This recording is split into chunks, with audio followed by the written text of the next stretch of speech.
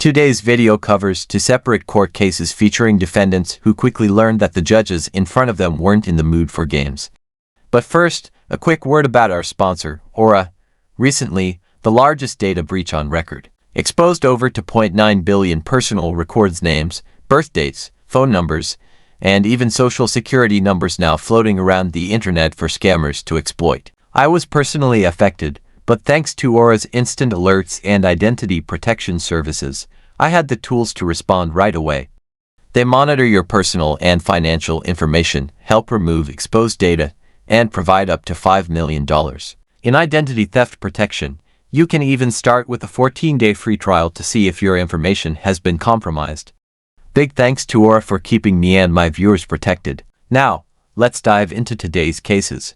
All right, and let me move on now. I want to perfect the record just in case it wasn't clear during the bench conference. There was an objection made.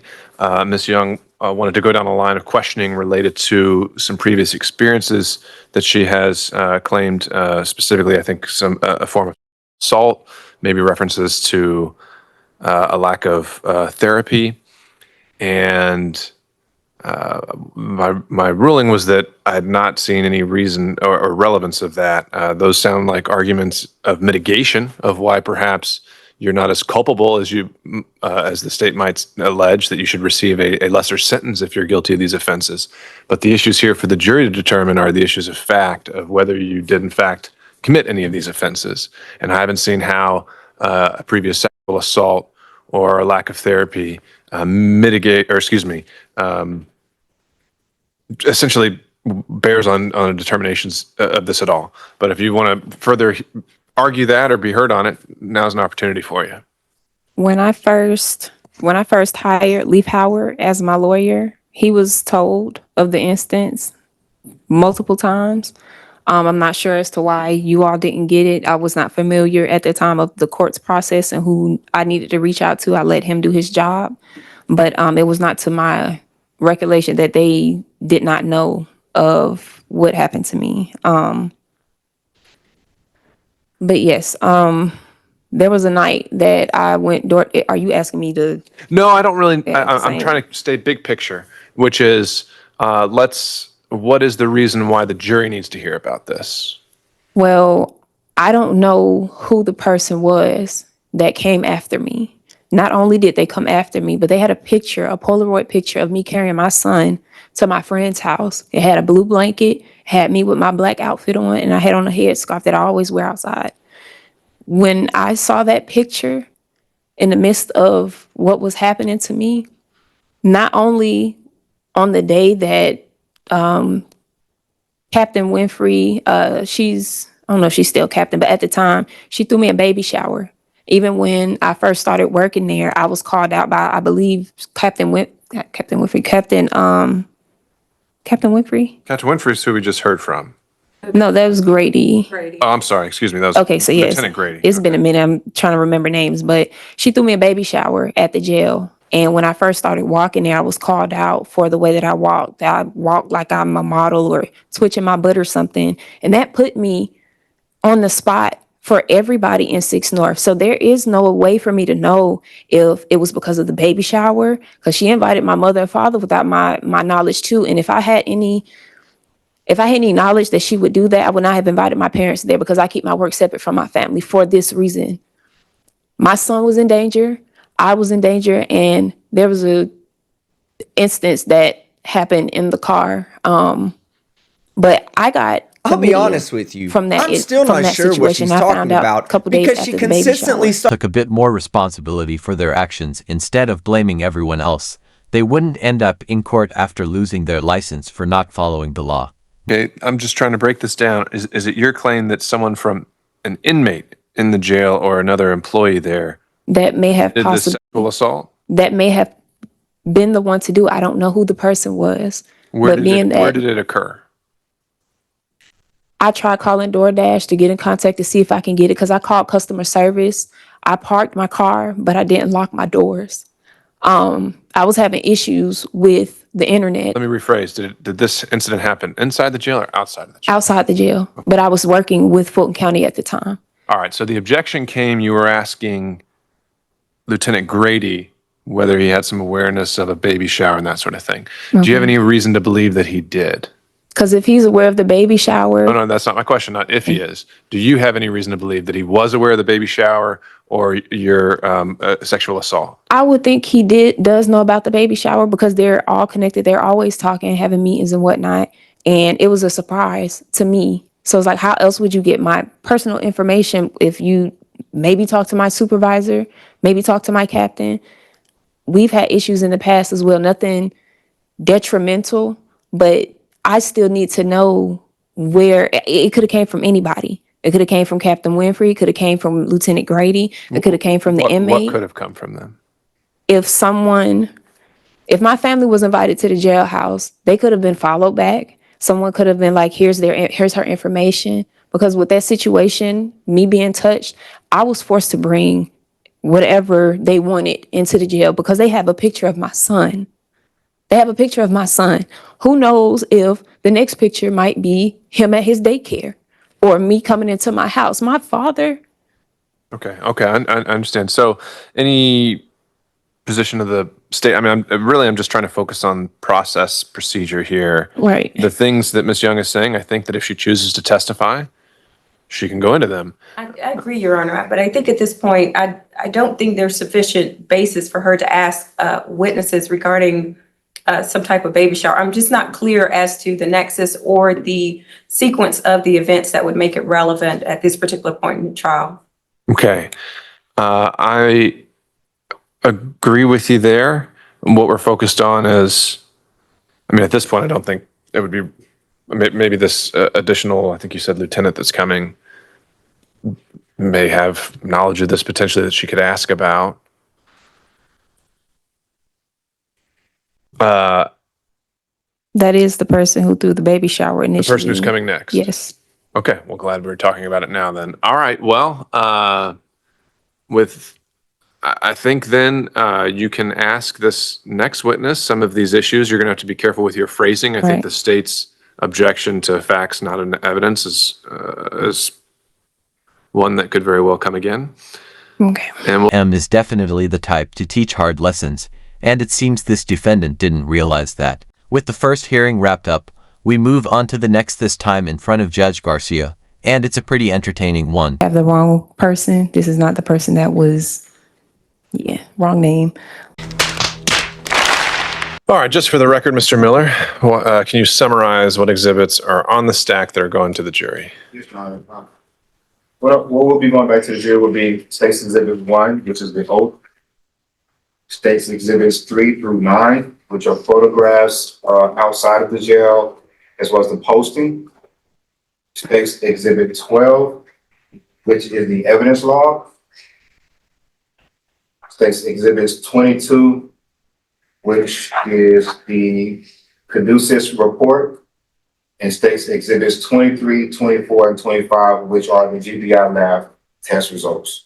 Everything else is going to be held back? Yes, sir. All right. I'm going to place the redacted indictment, Court's Exhibit 1, and the verdict form, Court's Exhibit 3 on top of that.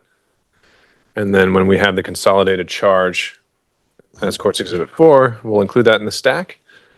And that will be ready to go back to them when we complete the charge. And Your Honor, may I place a copy of the oath? If you've already got it, just make sure you show Ms. Young that before you do so. I mean, it's a bit redundant since it's also Exhibit 1, but all right. So based on what was just said on the record, is there any objection on behalf of the defense as to what would be going back in the jury room during deliberations?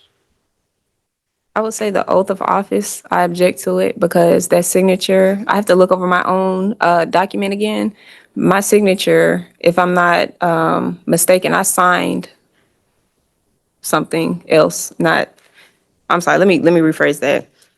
That typed signature, I'm going to have to look at my document and make sure it matches because I'm not sure, I'm not too quite sure if that matches what I actually signed when I started working with Fulton County. More judges like Judge Garcia, who knows that simply jailing someone wastes taxpayer money, while taking their keys and firmly correcting them often works far better. Paul, the objection I'm hearing is to the authenticity of this document and whether it should be considered by the jury. That ship sailed when it was admitted, and there was no objection. So those being the only grounds, then your objection is overruled, and Exhibit 1 would be going back. Any other objections? No objections. All right. So we're holding in place until we have the consolidated version. That's going to take maybe a few more minutes. Are the parties requesting some additional time to prepare for closings? Your Honor, state's ready. I just need a brief bathroom break. Of course. Do you need a PowerPoint or anything else like that? I do, Your Honor. So what I would do is I would just take my laptop, if I can, with me to the podium, and I'll just conduct it that way. You're doing the closing? Yes, Your Honor. Okay. And you're opening and closing? Yes, I'm gonna do the close. So defense can go first, and I'll do everything at one time. All right. So the state's planning to reserve their first closing. And so what that means, Ms. Young, is you'd be up first when we come in and begin closing arguments. Okay.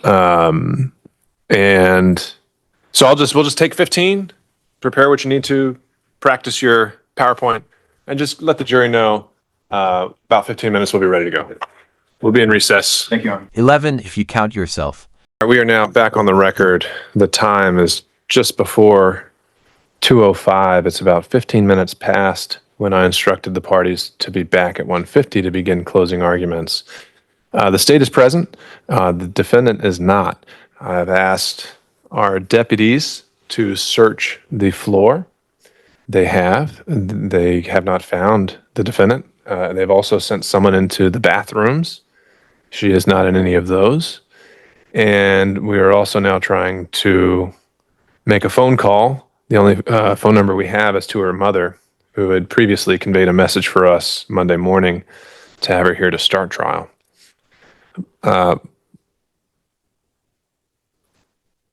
And at this point, we're also going to review security footage to see if she walked out of the front door of the courthouse.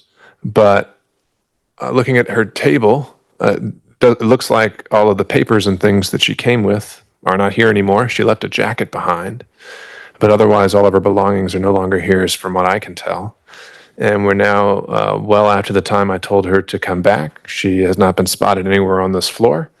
And so I believe that she has now waived her appearance going forward through this trial, and we can proceed even in her absence under our case law.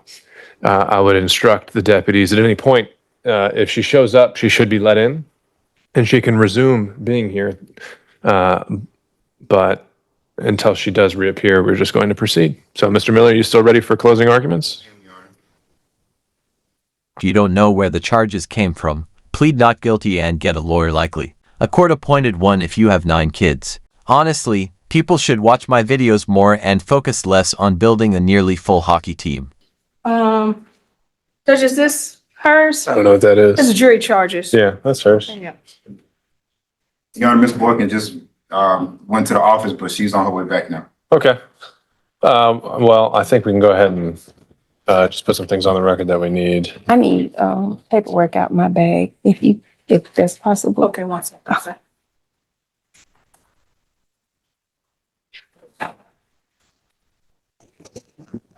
All right, let's go back on the record.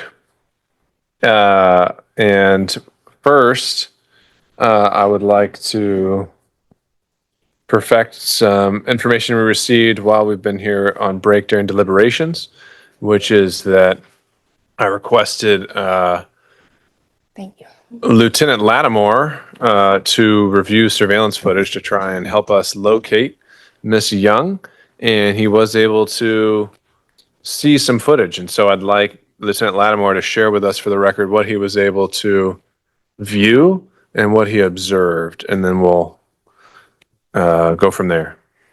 So you could just describe that for me, Lieutenant Lattimore? Yes, Your Honor.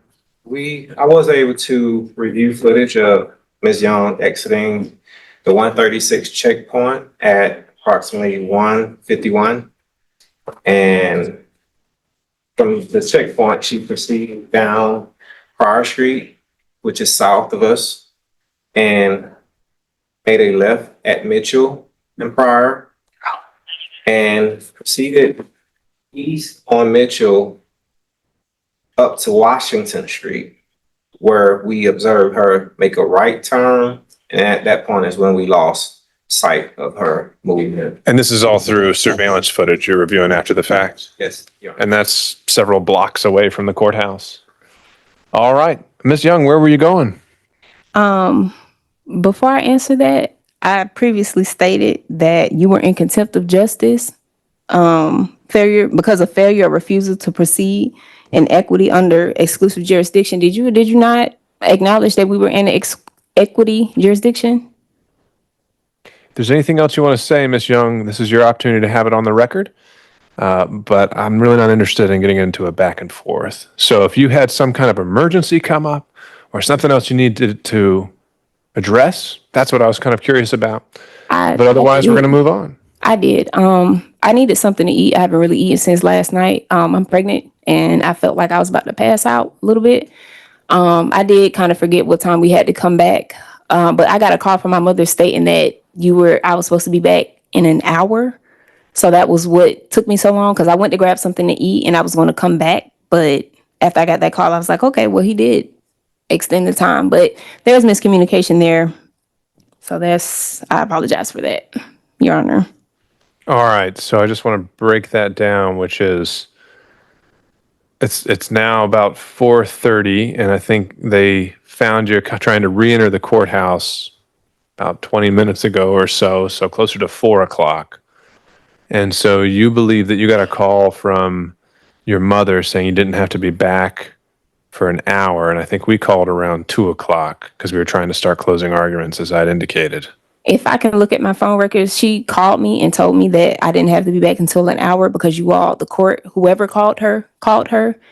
And I've updated my phone number, email address in the Odyssey system. So I'm not seeing why I'm getting reports that you all are calling my mother and my father instead of the phone number I gave. Wraps up the second hearing, and I truly hope he turns things around, if not for himself, then for his 9 kids. I'm heading back to the US, but before I go, a big thanks to Aura for sponsoring this video. These breaches can happen to anyone, so check out the link. If you enjoyed the video, like, comment, and subscribe with notifications on so you don't miss future content. All right. Well, I think we've put your explanation on the record. You can, and so that's all well and good. However, I've lost confidence that we can expect you to appear on time for court proceedings, so I've revoked your bond, I've issued a bench warrant, and so you will be in custody pending the outcome of this trial.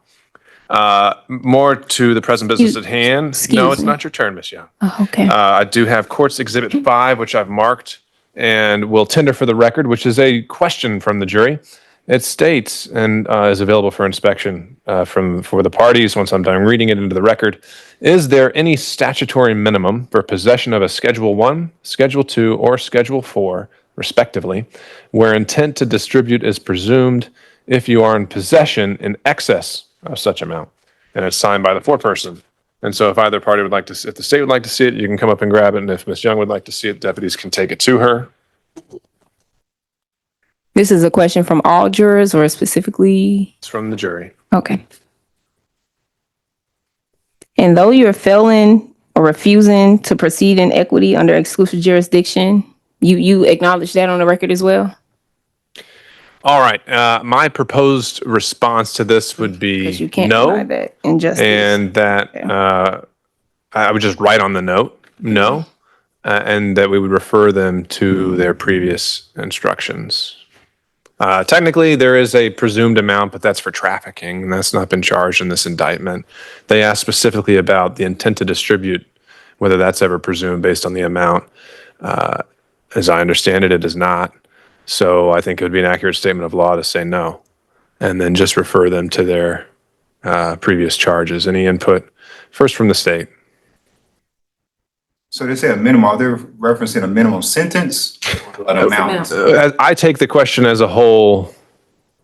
It's a statutory minimum where intent to distribute is presumed. So I know we use minimum in reference to sentences, and that was my first impression as well. But reading it as a whole, it seems to be focused on the evidence of distribution and whether that intent can be presumed based on a minimum amount of drugs. And again, that's where I say the answer to that legally is no. Or actually, I mean, it really just says intent to distribute means intent to unlawfully deliver or sell. So maybe the actual relevant charge would be intent generally, which can be shown in many ways, whether it existed from the proven facts before you. It may be inferred by the proven circumstances or by acts and conduct. So actually, maybe what I would do is say no, and then just reread the intent charge, and then say that they should place no undue emphasis on this charge and only consider it in the context of the charge as a whole. State agrees, Young. All right. Any input from Ms. Young? Yes. So you are not acknowledging the fact that you're in contempt of justice on the record, being that this is equity jurisdiction.